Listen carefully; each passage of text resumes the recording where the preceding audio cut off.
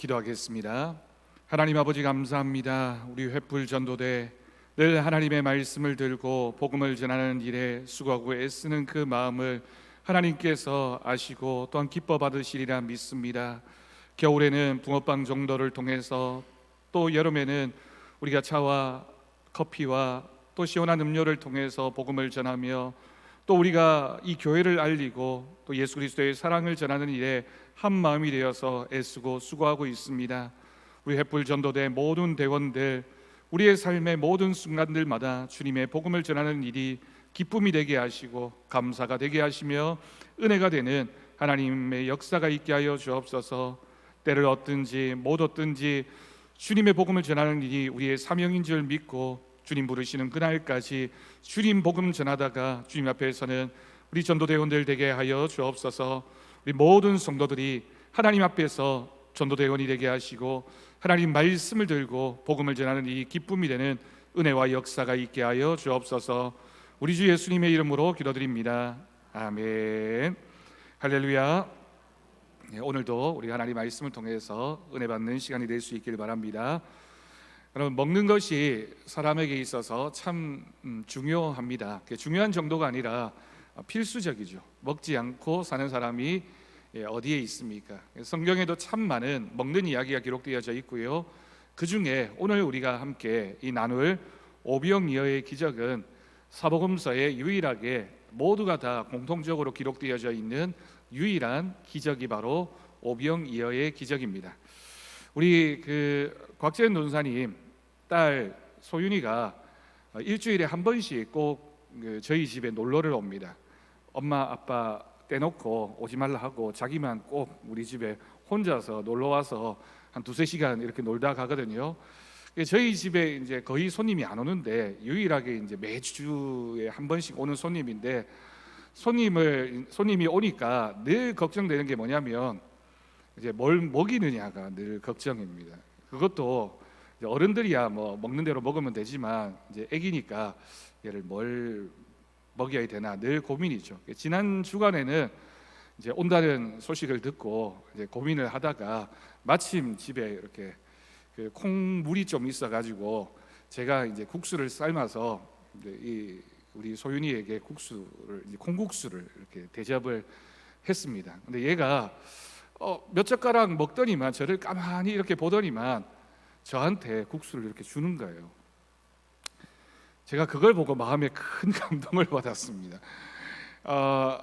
제가 준 거지만 얘가 그래도 저를 보면서 고마운 마음이 들었는지 그 손으로 그것도 집어가지고 저 먹으라고 이렇게 한 젓가락 주는데 얼마나 마음에 감동이 있는지 이 어린 친구지만 마음에 감사하는 마음이 있구나, 감사하는 마음이 있으니까 이걸 나한테 준 사람에게 같이 먹었으면 좋겠다, 그런 마음을 표현한 것이 아닐까요? 그렇겠죠? 예, 자기 먹기 싫어서 준 건 아니겠죠? 예, 분명히 뭐 고마운 마음이 있으니까 줬을 거라고 생각이 됩니다. 근데 사람이 살아가면서 내가 먹는 음식을 다른 사람과 함께 나눈다라고 하는 건 사실은 굉장히 특별한 일입니다. 동물 사회에서도 보기가 어렵고요. 물론 이제 뭐 엄마 자식 이렇게 부모 자식 간에는 있을 수 있는 일이겠지만 일반적으로 있는 일은 아니라고 할 수 있습니다. 먹는 것이 귀하고 소중하기 때문에 그걸 나눈다라고 하는 건 사실은 정말 가족 안에서만 일어날 수 있는 일이다라고 할 수 있죠. 오늘 우리가 이제 읽은 이 오병이어의 기적도 그런 내용입니다. 사실은 오늘 말씀에는 이제 우리가 마태복음을 읽었는데요, 오늘 본문에는 이 오병이어를 누가 주었는지에 대해서 기록하고 있지 않지만 다른 복음서를 보면 누가 주었는지 어떤 과정을 통해서 예수님께 전달되어졌는지를 상세하게 기록하고 있습니다.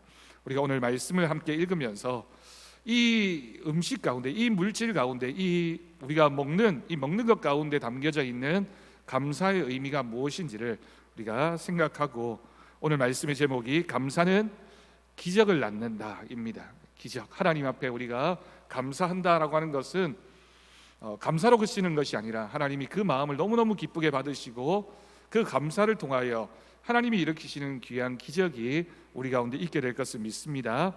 자, 스텝 1, 유인물 받으신 유인물 보시면서 함께 보겠습니다. 말씀의 살핌 1번입니다. 제자들은 빈들에 있는, 여기서 빈들은 광야이겠죠. 우리가 이제 이 사건의 배경이 되고 있는 지역이 오늘 본문에는 나와 있지 않지만 벳세다라고 하는 지역입니다. 갈릴리 인근에 있는 이제 마을의 이름이기도 하고 그 마을 인근에 있는 들판의 이름이기도 한데, 이스라엘은 원래부터 굉장히 건조한 지역이기 때문에 물이 조금 있는 곳에는 농사도 짓고 또 사람도 거주할 수 있지만, 조금만 그곳을 벗어나게 되면 대부분 오늘 말씀에서처럼 빈들입니다. 농사도 지을 수 없고 황량하고 식물을 키우기가 어려운 그런 지역이 굉장히 많이 있죠. 빈들에 모여 있는 많은 사람들을 보고 때가 저물자 예수님께 무엇을 요구했습니까? 여러분, 이 사람들이 빈들에 왜 모여 있었는가요? 오늘 말씀을 보면 이제 마지막 부분에 나와 있지만 남자 장정만 5천 명이고 아마 그 외의 사람들 숫자를 다 합치면 거의 한 2만 명에 가까운 사람들이었다고 할 수 있는데, 이 사람들이 빈들에 있었던 이유는 첫 번째는 예수님의 말씀을 듣기 위해서일 거고요. 예수님이 배를 타고 이렇게 가신다는 얘기를 듣고 사람들이 막 걸어서 예수님이 어디로 가시는지 예수님을 만나기 위해서 찾아왔던 사람들입니다. 또 오늘 말씀을 보면 기적을 보고는, 그 기적, 병자를 고치시는 예수님의 모습을 보고는 아마도 여기에 모인 사람들 중에는 건강한 사람들도 있겠지만 예수님께 뭔가 바라고 또 뭔가 예수님이 나에게 뭔가를 주실 것이다라는 기대하는 마음을 가지고 모인 사람들이 많았을 것입니다. 때가 저물자 제자들이 예수님께 무엇을 요구하게 됩니까? 14절과 15절을 보면 제자들이 모여있는 사람들을 보고 걱정을 한 것 같아요. 지금까지는 예수님 말씀 듣고 이렇게 있었는데 이제 저녁이 되고 해가 저무니까 어떻게 하면 이 사람들을 먹일 수 있을까? 제자들이 예수님께 뭐라고 얘기합니까? 때가 저물었으니 사람들로 하여금, 저 모여있는 사람들로 하여금 가까이 있는 그 마을에 들어가서 먹을 것을 사 먹게 하자라고 제안하게 됩니다. 그럼 사실은 이 말은 맞는 말이긴 한데 어려운 말이기도 합니다. 거기에 모인 사람들, 아까 얘기했듯이 2만 명 가까운 사람입니다. 지금의 수준에서도 여러분 2만 명이라는 사람이 어느 지역에 있다가 그 가까운 마을에 가서 2만 명의 사람들이 식사를 해결한다? 이건 굉장히 어려운 일이죠. 요즘처럼 식당이 많은 때도 아니고 먹을 것이 풍족한 때도 아닌데 이 제자들이 그런 생각을 한 겁니다. 어떤 이유로 이런 생각을 했는지 모르겠지만 아마도 자신들이 이 사람들을 책임질 수 없으니 스스로 먹을 것을 찾아가도록 해야 되지 않겠느냐라고 하는 제자들의 제안이었다라고 생각할 수 있습니다. 자, 2번입니다. 예수님은 제자들에게 갈 것 없다, 이제 마을로 들어가 보낼 필요가 없다라고 하시면서 뭐라고 말씀하십니까? 16절을 보니까 예수님이 제자들에게 이렇게 말씀하시네요. 너희가 먹을 것을 주어라 라고 말씀하셨습니다. 여기서 너희는 누굽니까? 제자들이겠죠. 예수님께서 사람들을 마을에 보내지 말고 너희가, 제자들에게, 너희들이 이 사람들에게 먹을 것을 주어라 라고 말씀하신 겁니다.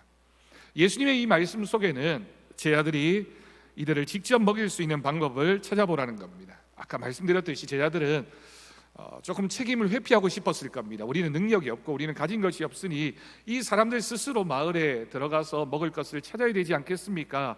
라고 얘기했는데 예수님은 제자들에게 너희가 먹을 것을 주라 라고 말씀하셨습니다. 예수님께서 왜 이 말씀하셨을까요? 제자들이 그런 능력이 있다고 보셨을까요? 돈이 많거나 아니면 이런 방법을 찾을 만큼 지혜롭거나 숨겨놓은 먹을 것이 있거나 이런 것이 있다라고 기대하셨던 겁니까? 예수님이 제자들에게 원하셨던 것은 무엇일까요? 우리는 이 얘기의 결론을 알고 있습니다. 예수님은 제자들에게 뭘 원하셨습니까? 믿음을 원하셨습니다. 너희가 정말 나를 믿는다면 어떻게 해야 되는지를 한번 기도해 보아라 라는 말씀이지 않았겠습니까? 3번입니다. 제자들이 가지고 있는 것은 무엇이었습니까? 17절을 보니까 이제 오늘 복음 이제 본문에는 없지만 그 제자들 중에 빌립, 안드레 이런 사람들이 서로 의논을 하다가 안드레가 한 소년으로부터 자신이 가지고 왔던 도시락이라고 해야 될까요? 자기가 먹으려고 준비했던 그것을 발견해 놓고는 예수님께 가져오게 됩니다. 그게 무엇이었습니까? 떡 5개와 물고기 2마리, 몇 사람이 먹을 정도의, 몇 사람, 한두 사람 먹을 정도의 그런 양이었습니다. 이 당시에 성경을 연구하는 학자들에 따르면 이 당시에는 이 떡이라고 하는 게 대부분 보리로 만든, 우리는 떡이라고 표현하지만 이제 빵이겠죠. 보리로 만든 그런 빵이었을 것이다라고 생각합니다. 보리라고 하는 이 음식 재료는 다른 쌀이나 밀에 비해서 특징이 하나 있죠. 굉장히 거칩니다. 거칠어서 이렇게 잘 도정하고 잘 빻지 않으면 그걸 이제 먹는다는 게 조금 괴로운 일일 수밖에 없습니다. 그렇지만 가난한 사람들, 사회 하층민들은 그거라도 먹어야 되기 때문에 이제 이 보리떡 5개라고 불려지는 떡 5개를 이제 가지고 있었고 그걸 먹으려고 준비했던 겁니다. 여기 물고기 2마리라고 되어져 있는데 이 물고기는 어떤 물고기일까요? 이 물고기가 큰 참치이거나 아니면 고등어 정도이거나 칼치처럼 좀 먹을 게 있는, 살집이 좀 통통한 그런 물고기이면 좋겠다라고 생각을 하지만 실제로는 예수님 당시에 이때 이제 갈릴리 인근에서 잡혔던 이 물고기의 종류는 아마도 정어리 종류였을 것이다라고 학자들이 이렇게 연구를 했습니다. 지금은 여러분 이스라엘의 성지 순례를 가게 되면 이 베드로 고기라고 불려지는 이 물고기를 식당에서 팔기 때문에 먹을 수 있습니다.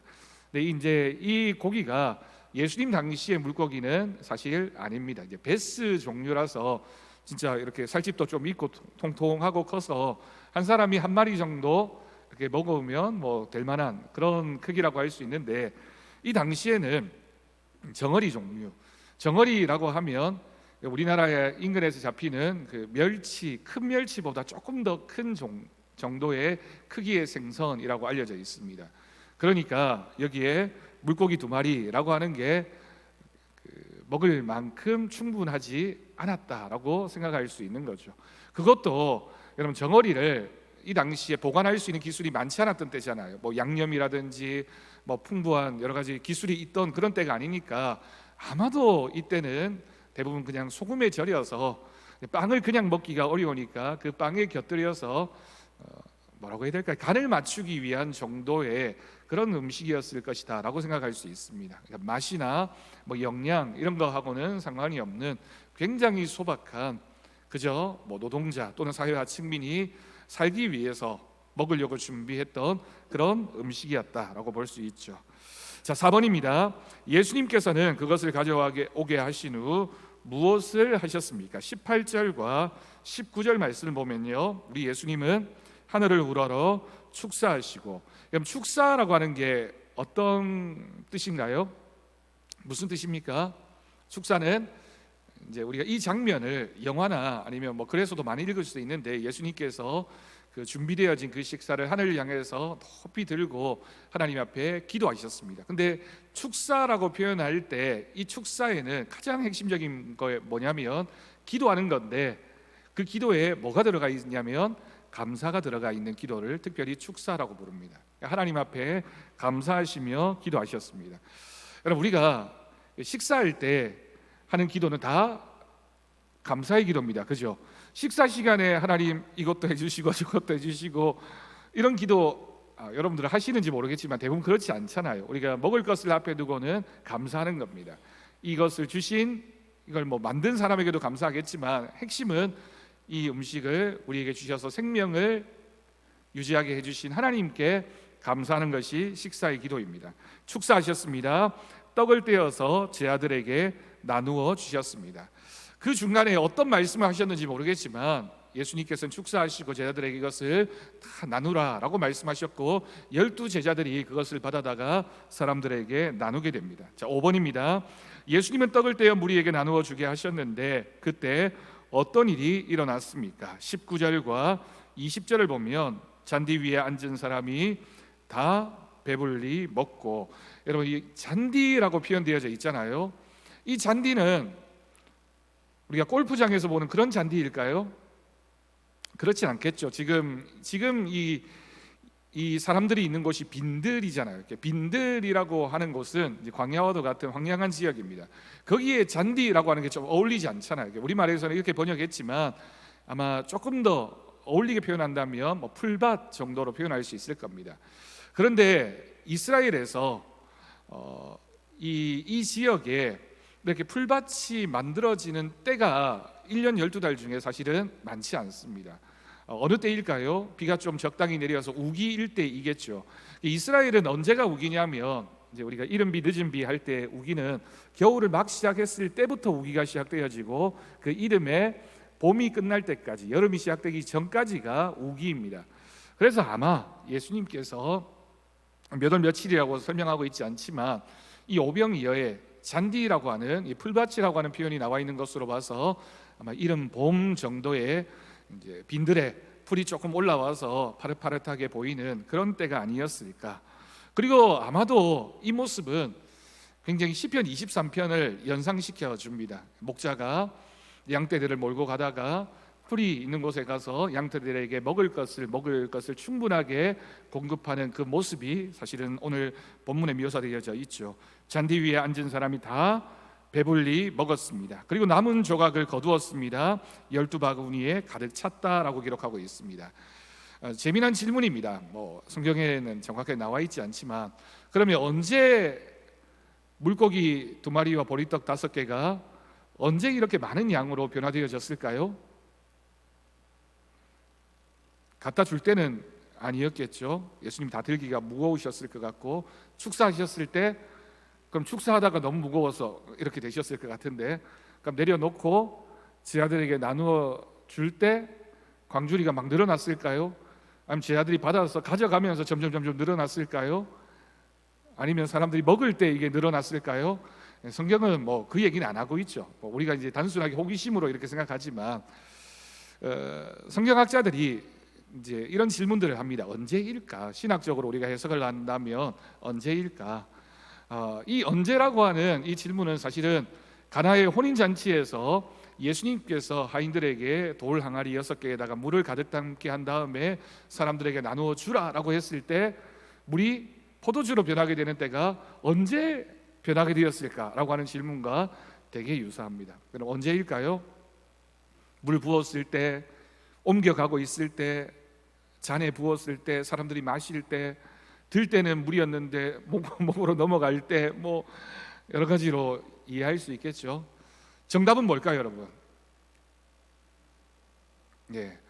굉장히 허무하게 들릴 수 있지만 사실 어느 때인지 성경이 말하고 있지 않다라고 하는 것 우리가 거기에 관심을 가질 필요는 없지만 분명한 정답이 있습니다. 언제일까요? 제 아들이 예수님의 말씀에 순종했을 때입니다. 순종했을 때, 어느 때인지는 모르지만 순종했을 때 예수님은 그 순종하는 모습을 통해서 제 아들을 통해 12광주리가 남는, 그 많은 사람들이 다 먹고도 남는 기적의 역사가 있게 됩니다. 자, 6번 질문입니다. 먹고 난 뒤 음식은 얼마나 남았습니까? 20절과 21절을 보니까 남은 조각을 거두었고요 12바구니에 차게 거두었습니다. 그래서 어느 교회 식당에 가니까 요 장면을 이렇게 기록해 두었다더라고요. 현수막 하나 걸어가지고 너희가 먹을 것을 거두고 버리는 것이 없게 하라 이렇게 적어놨던데 하여튼 거두었습니다. 모아보니까 얼마나 됐다고요? 12바구니에 가득 차게 거두었습니다. 원래 원재료는 얼마였다고요? 물고기 2마리, 보리떡 5개였는데 다 먹고 거두었는데 그것보다 더 많아졌습니다. 그죠? 이게 기적이죠. 만약에 다 먹고 남은 거는 그것보다 더 작아지는 건 기적이 아니라 그것보다 훨씬 더 많아지는 게 기적입니다. 그렇게 먹은 사람의 숫자를 성경에서는 정확하게 기록하고 있습니다. 여자와 어린이를 제외하고 5,000명이었습니다. 남자만 5,000명이었으니 더 많은 사람이 먹었음을 알 수 있습니다. 먹고 남도록 풍성하게 주신 것을 볼 수 있습니다. 여러분, 사람들이 음식을 준비할 때 2가지 마인드가 있는 게 참 이렇게 재미나요.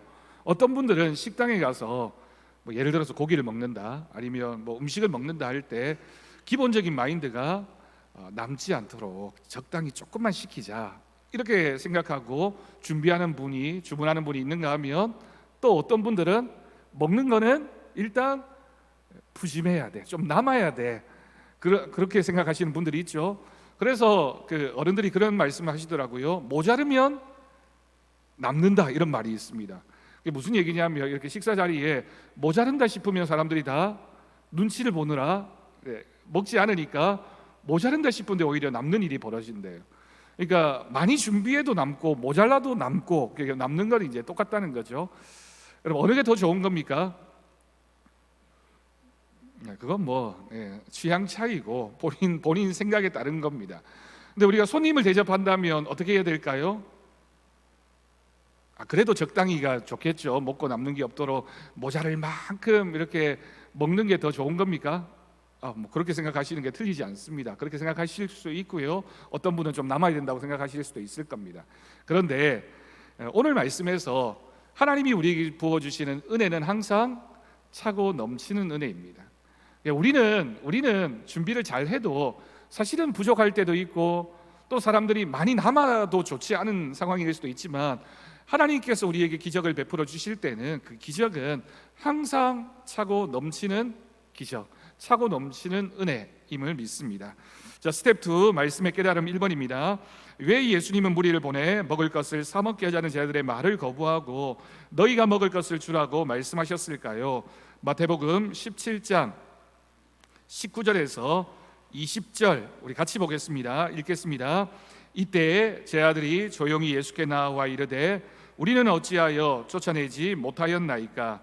이르시되 너희 믿음이 작은 까닭이니라. 진실로 너희에게 이르노니 만일 너희에게 믿음이 겨자씨 한 알만큼만 있어도 이 산을 명하여 여기서 저기로 옮겨지라 하면 옮겨질 것이요 또 너희가 못할 것이 없으리라. 아멘. 여러분, 오늘 말씀 방금 읽은 이 마태복음 17장 말씀의 핵심은 뭡니까? 믿음이 있으면, 그 믿음이 어느 정도의 크기가 된다 할지라도 겨자씨 한 알만큼 그렇게 작아 보이는 그런 믿음이라 할지라도 믿음은 있고 없음의 문제지 사실은 크고 작음의 문제는 아닙니다. 그 작은 믿음이라도 있으면 그 믿음을 하나님이 사용하신다라고 하는 겁니다. 믿음을 가지는 건 우리들의 믿음이고요, 그 믿음을 사용하시는 건 하나님이십니다. 예수님께서 제자들에게 너희에게 먹을 것을 주라라고 말씀하신 건 제자들에게 뭐가 있는지를 보기를 원하셨다. 믿음이 있는지를 보기를 원하셨다. 이 상황에서 너희가 믿음을 가지고 나에게 나아올 수 있느냐, 이런 형편에서도 불가능해 보이고 어려워 보이고 실패하고 낙심할 수밖에 없는 이런 상황에서도 준비되어진 믿음이 있느냐라고 우리 주님이 제자들에게 물으셨습니다. 자, 마가복음 9장 23절 다시 다 같이 읽겠습니다. 예수께서 이르시되 할 수 있거든이 무슨 말이냐? 믿는 자에게는 능히 하지 못할 일이 없느니라 하시니. 아멘. 여기서도 핵심이 뭡니까? 믿음이 있으면 주님 안에서 우리가 능치 못할 일이 없음을 믿습니다. 예수님은 제자들에게 먹을 것을 주라고 하면서 그들의 믿음을 보기를 원하셨습니다. 이 믿음이라고 하는 게 모든 기적에 있어서 출발이죠. 그래서 예수님은 기적을 일으키실 때마다 그 믿음을 보셨고요, 내 믿음이 너를 구원했다라고 말씀하셨습니다. 믿음이 기적을 만드는 것입니다. 그러나 제자들은 육신의 눈으로만 보고 물고기 2마리와 떡 5개를 한쪽에 놓아두고는 그것을 먹을 반대쪽에 있는 사람들의 숫자, 남자만 5,000명. 제자들은 이제 저울에 달았을 겁니다. 이렇게 저울, 수평 저울을 이렇게 두고 이쪽에는 5,000명이라는 사람의 숫자를 올려놓고요, 이 반대쪽에는 물고기 2마리와 보리떡 5개를 얹어놓고 뭐라고 생각했습니까? 이건 도무지 균형이 안 맞아 계산했던 겁니다. 이 5,000명이 먹으려면 200데나리온의 돈이 있더라도 부족할 것입니다. 적어도 이 반대편에 200데나리온이나 되는 돈이 얹혀지면 그래도 좀 수평이 맞지 않겠습니까? 라고 생각했지만 하나님은 보리떡 5개와 물고기 2마리가 놓여져 있는 이 저울추 위에 올려져 있는 뭘 보셨을까요? 믿음을 보셨던 겁니다. 그러면 믿음이 있다라고 하는 건 어떤 정도의 무게이냐? 반대쪽에 5,000명 아니 2만 명 정도의 사람들이 먹일 수 있을 만큼의 믿음입니다. 겨자씨만한 작은 믿음이 산을 옮길 만한 믿음이 되는 겁니다. 산을 옮기는 건 여러분 오늘날에도 우리나라 기술로 앞산이나 팔공산을 옮길 수 있을까요? 얼마나 큰 중장비가 얼마나 많이 와야 옮길 수 있을까요? 하나님 뭐라고 말씀하십니까? 산을 옮길 만한 일, 반대편에 있는 건 뭐라고? 계좌시한할 만한 믿음이라고 말씀하시는 겁니다. 그럼 믿음이 얼마만한 능력이 있는지를 우리는 기억해야 할 것입니다. 하나님의 은혜가 임하면 우리가 하나님 앞에 아무리 작은 것이라도 드리면 하나님은 그것에다가 은혜를 더하셔서 정말 놀라운 기적을 일으켜 가십니다. 그런데 여러분, 우리가 하나님 앞에 드리는 것, 하나님 앞에 이렇게 물고기 2마리, 보리떡 5개, 거기에 담겨져 있는 그 마음이 뭐라고요? 감사입니다. 감사. 아마 이 소년도 그리고 제자들도 주님이 주신 말씀, 주님이 병자들을 고치는 그 모습을 보면서 주님이 우리에게 이렇게 큰 것을 주셨는데 나는 주님께 뭘 드릴 수 있을까? 주님 앞에 작은 것이지만 보리떡 5개, 물고기 2마리이지만 이것이라도 내가 감사하면서 하나님께 드려야지라고 예수님께 드렸더니만 예수님은 그 감사에다가 뭘 더하셨습니까? 은혜를 더하셔서 2만 명이 넘는 사람을 먹이시는 기적을 베풀어 주셨습니다. 그러면 이 큰 기적의 재료가 뭡니까? 이 큰 기적의 소스가 되어지는 게 뭡니까? 물고기 2마리, 보리떡 5개가 아니라 거기에 담겨져 있는 한 소년 그리고 제자들의 감사하는 마음이었다. 주님이 주신 은혜에 대해서 내가 이것이라도 주님께 드려야지라고 감사했던 것이 그 감사가 재료가 되어서 주님이 부어주시는 은혜와 더불어서 큰 기적을 만들어내게 된 줄로 믿습니다. 그러면 우리도 주님이 우리에게 일으키시는 기적을 보려면 뭘 준비해야 될까요? 지금 당장 빵집에 가서 빵 사고 시장에 가서 물고기를 사야 되는 게 아니라 감사하기를 시작하면 우리 주님께서 우리에게 기적을 보여주실 줄로 믿습니다. 2번입니다. 예수님이 제자들에게 있던 작은 음식을 가지고 하나님께 감사 기도를 드렸을 때 놀라운 기적이 일어났습니다. 하나님께 감사드리자 일어난 기적입니다. 이것을 보고 일상 속에서 감사를 실천하는 방법을 말해 보세요. 그럼 시편 136편을 보면요, 전체가 다 감사입니다. 감사하라, 감사하라 라는 내용으로 가득 차 있습니다. 예수님의 기도는 감사하는 기도였습니다. 예수님의 기도는 보리떡 5개와 물고기 2마리를 보시고 주신 것에 감사하는 기도였습니다. 우리가 주님의 기도를 닮으려면 우리도 하나님이 우리에게 주신 것에 대해서 감사해야 됩니다. 감사는 내게 있는 것에 대한 감사입니다. 받지 못한 것에 대한 불평은 반대편에 있고요, 우리가 주신 것에 대해서 하나님 나에게 건강을 주셔서, 나에게 시간을 주셔서, 가정을 주셔서, 직장을 주시고, 내가 할 수 있는 능력을 주시고, 내가 예배할 수 있는 믿음도 주시고, 하나님 앞에 드릴 수 있는 그 마음, 그 믿음이 기적을 일으키게 될 줄로 믿습니다. 감사하면 하면 할수록 더 많은 감사를 낳습니다. 우리의 삶에 감사가 시작되면 그 감사는 엄청나게 많은 다른 감사를 낳게 됩니다. 여러분들 가정에서도 가정에 있는 모든 일들, 또 식구들을 바라보면서 우리가 하나님 앞에 감사하기 시작하면 그 감사를 하나님께 사용하셔서 마치 작은 빵에 누룩이 들어가서 전체 빵을 다 부풀게 하는 것처럼 하나님의 은혜가 우리 가운데 있을 줄로 믿습니다. 여러분 감사하십니까? 네, 감사하십시오. 우리가 이 무더운 여름날에 다른 데 가지 않고 주일 찬양 예배 이 시간에 여기에 나와서 하나님 말씀 듣고 있는 것 자체가 정말 큰 감사이고 기적입니다. 그런 감사에 대한 시작이 있으면 하나님이 더 큰 감사를 우리에게 주실 것입니다. 3번입니다. 예수님은 왜 제자들을 통해 떡과 고기를 나누게 하셨을까요? 이것이 주는 영적인 교훈은 무엇입니까? 우리 주님은 놀랍게도 모든 일을 다 하실 수 있지만 다 하시지 않습니다. 제자들에게 찾아보라고 말씀하시고, 가지고 오라고 말씀하시고, 축사하고 나누어 주라고 제자들에게 다 맡기셨습니다. 제자들을 시켜서 사람들을 앉게 하시고 그들에게 떡과 고기를 나누어 주게 하신 것은 제자들이 이 상황을 보고 체험하고 경험하면서 믿음을 갖기를 원하셨던 겁니다. 하나님의 기적을 직접 경험하면서 제자들도 이처럼 할 수 있다는 것을 보여주시려는 의도였습니다. 그래서 나머지 제자들이 이때 경험했던 이 기적의 경험을 가지고 초대교회가 모일 때마다 서로 함께 자기가 가진 것을 나누고 또 함께 식사하고 함께 교제하면서 하나님을 향한 믿음의 공동체가 되었던 거죠.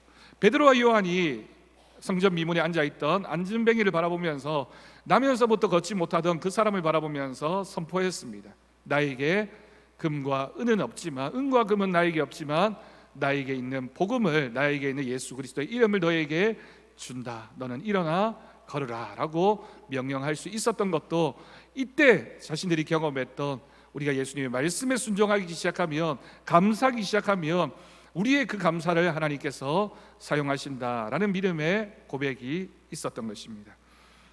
말씀이니까, 2000년 전에 벳세다에서 일어났던 그 일이니까가 아니라, 우리가 오늘 이 말씀을 들을 때 우리가 지금 예수님 앞에 서 있는 믿음을 가지고 우리도 늘 감사하고 내게 있는 것을 주님 앞에 드리는 믿음이 되기를 바랍니다. 스텝 3, 세 가지 질문입니다.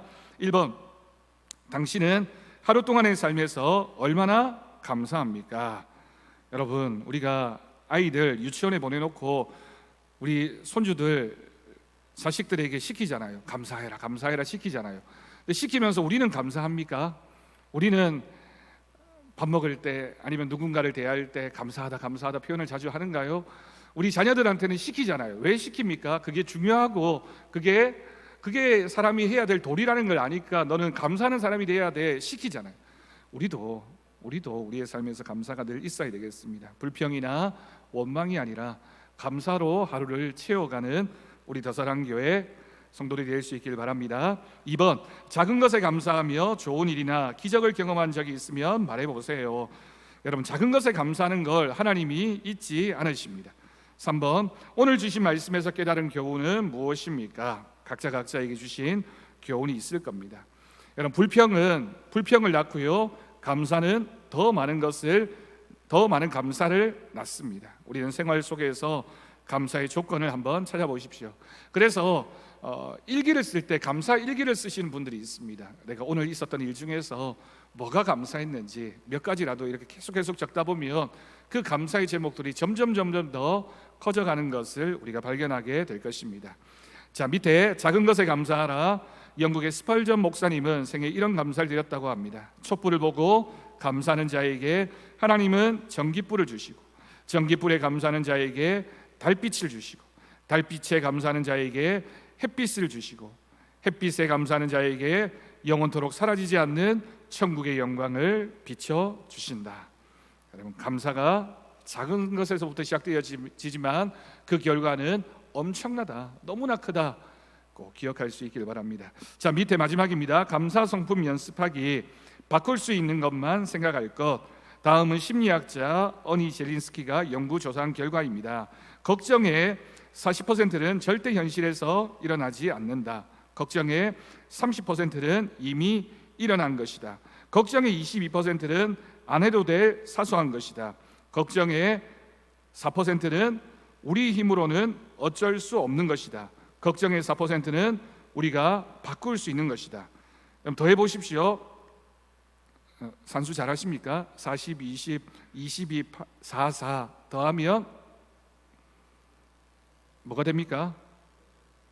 100이 되네요. 그렇죠? 그럼 걱정은 뭐라고요? 우리가 걱정한다고 해서 키를 조금 더 자라게 할 수 없다라는 거예요. 그래서 예수님이 제자들에게 말씀하셨죠. 내일 일은 내일이 걱정하도록, 염려하도록 내버려 두고 너희는 오늘 감사하고 기도해야 된다. 걱정이라고 하는 건 사실은 살아가면서 걱정 없는 사람이 어디 있나요? 다 걱정이 있죠. 하지만 이 걱정이 우리의 마음을 집어삼키면 안 됩니다. 걱정이 참 무서운 게, 하나 걱정하기 시작하면, 그럼 잠자리에 누워서 걱정 하나 시작해 놓으면 그 걱정이 점점 더 커져서 마음을 가득 채우잖아요. 그런데 반대로 잠자리에 누워서 감사를 한 가지 시작하면 그 감사가 점점 커져서 우리의 마음을 가득 채우게 될 것을 믿습니다. 오늘 하루 당신의 걱정은 어디에 속합니까? 생각해보고 바꿀 수 있는 것만 걱정하십시오. 그런 걱정은 희망적이기에 좋은 것입니다. 그렇게 하루를 감사하면서 살아가십시오. 남편을 보고도, 아내를 보고도, 자식들을 보고도, 또 직장을 보고도, 교회를 보고도, 나라를 보고도 불평하고 원망하기보다는 감사하고 하나님이 주신 것에 대해서 더욱 감사해야 됩니다. 우리가 나라 욕 많이 하지만, 정치인들 욕 많이 하지만 사실은 여러분 해외 여행 가보면 우리나라만한 나라가 없습니다. 하나님이 우리에게 주신 특별한 선물이잖아요. 우리는 불평 불만이 참 많지만 그렇잖아요. 우리나라가 얼마나 좋은 나라입니까? 세상에 교회가 많이 있지만 우리 더사랑교회가 참 좋은 교회입니다. 다른 교회 가 보십시오. 말을 못하겠네. 가시지는 말고 우리 교회 있으십시오. 우리 교회가 좋은 교회입니다. 하나님이 우리에게 꼭 필요한 교회를 허락해 주셔서 우리가 여기에 있는 겁니다. 우리 가정도 여러분 참 좋은 가정입니다. 물어보십시오. 다 얘기하잖아요. 네가 한번 살아봐라. 가정에 걱정 염려 없는 가정이 없고 불평 불만 없는 가정이 없지만 그래도 우리가 하나님이 주신 가정이라고 믿고 감사하면서 살아갈 때 하나님이 더 큰 감사의 제목을 허락해 주실 줄로 믿습니다. 우리 찬송가 429장 함께 찬양하겠습니다.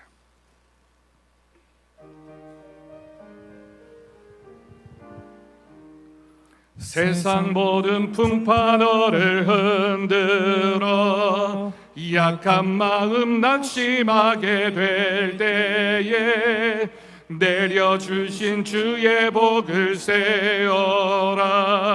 주의 크신 복을 내가 알리라. 받은 복을 세어 보아라. 크신 복을 내가 알리라.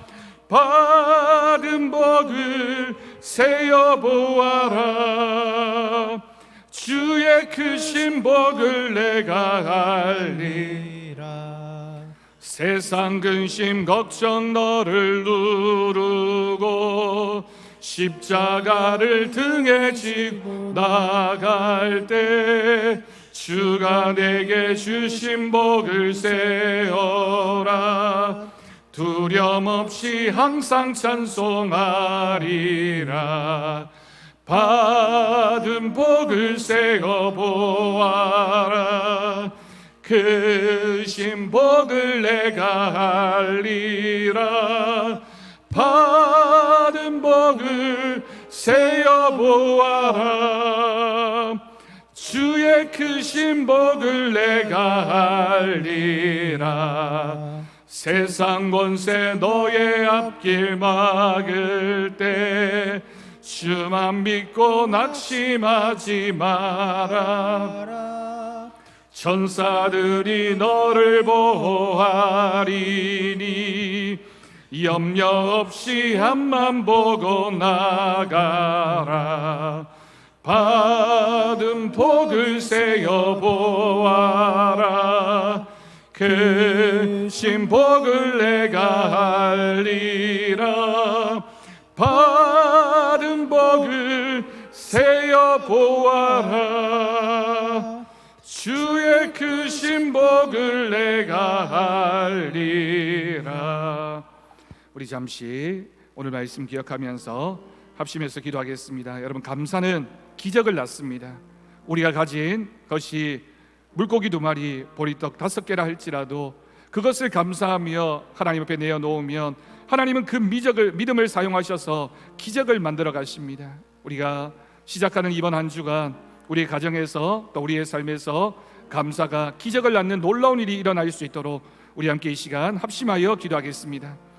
아버지 하나님, 하나님 아버지, 우리의 마음속에 감사가 생겨나기를 원합니다. 우리의 삶을 돌아보며 감사를 시작하게 하여 주옵소서. 감사할 때 하나님이 큰 역사를 보여주시고 하나님, 우리 인생에 정말 우리가 붙잡아야 할 것, 우리가 바라보아야 할 것, 그 맷돌의 손잡이를 붙잡는 우리들의 믿음이 되게 하여 주옵소서. 하나님, 우리가 붙잡아야 할 것, 우리가 바라보아야 할 것, 주저앉아 있지 않고 서서 하나님의 때를 바라보며 믿음으로 나아가며 주님 주신 승리를 향하여 승리하는 삶을 살아가기를 원합니다. 감사하게 하여 주옵소서. 감사가 기적을 낳을 줄로 믿습니다. 우리에게 가정을 주신 하나님, 하나님 우리에게 교회를 주신 하나님, 직장과 사업장을 주신 하나님, 이 나라를 주신 하나님 기억하며 감사하게 하시고 감사가 끊이지 않는 우리들의 삶이 되게 하여 주옵소서.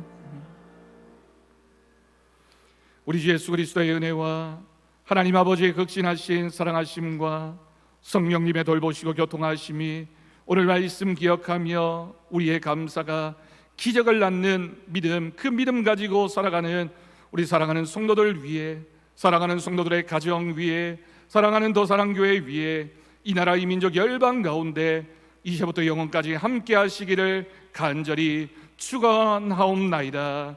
아멘. 우리 다 함께 자리에서 일어나셔서 일상 찬양 부르면서 이번 한 주간도 승리하는 삶이 될 수 있길 바랍니다.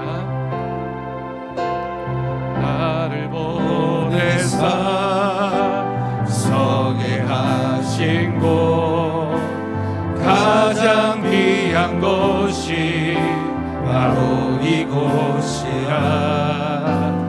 내게 주신 곳 광야와 같아도 믿음과 소망 가지고 최선을 다하리. 나의 작은 삶 주께 드릴 때, 나의 삶을 통해 주 영광 받으리. 내게 맡기신 가장 귀한 이곳, 감사와 순종으로 오늘을 살리라. 나의 일상을 통해 하나님께 영광을, 나의 일상을 통해 생명의 복을, 내게 맡기신 이곳, 나를 부르신 곳에 하나님의 나라가 이루어지길 원합니다. 나의 작은 삶 주께 드릴 때, 나의 삶을 통해 주 영광 받으리. 내게 맡기신 가장 귀한 이곳, 감사와 순종으로 오늘을 살. 우리 두 손을 높이 들고 찬양합니다. 나의 일상을 통해 하나님께 영광을, 나의 일상을 통해 생명의 복음을, 내게 맡기신 이곳, 나를 부르신 곳에 하나님의 나라가 이루어지길 원합니다. 다시 한 번 더 고백합니다. 나의 일상을 통해, 나의 일상을 통해 하나님께 영광을,